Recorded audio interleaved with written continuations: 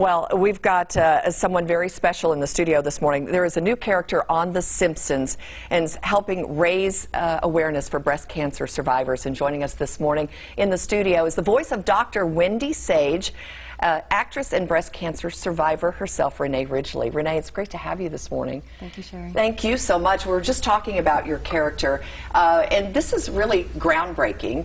The Simpsons has been on for decades now, and tell us about the character Dr. Sage. How did the character come about? Well, as a survivor, when you go into advocacy, you kind of try to find your voice there, like what you can do. So I've written an episode of The Simpsons. My husband is one of the executive producers on the show, and I've done some voices, and I thought, wouldn't it be great if we put a breast cancer survivor who has chosen what half of the women who have mastectomy choose, which is to go flat. Mm-hmm. So she's one-breasted, and she's visibly one-breasted, and there's nothing in the episode about cancer. It's just she's normalizing flat. Okay, all right. And you tell us about your personal experience about this, because you are a breast cancer survivor. You tried implants, did you not? They didn't work for you? No, they didn't. I had implants for 2 years. I had revision. I had a lot of problems with my muscle. I've kind of lost rotation in this arm and a lot of pain, and then I got sick from my implants. So I had them removed, and I have to say, like, being flat, I've really embraced it. It's a wonderful community. I feel whole.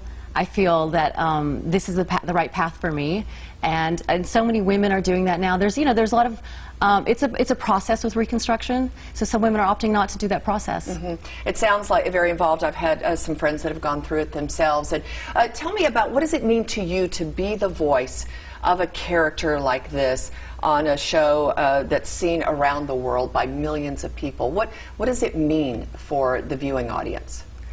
Well, I'd like to something that's really profound to me is that my husband's been working on the show for so long, and after the episode aired, a patient, a breast cancer survivor, direct messaged him on Twitter and said, "I'm in my hospital room and I'm crying because I see myself on TV. I just had a mastectomy, and I'm seeing me, and I'm seeing survivorship."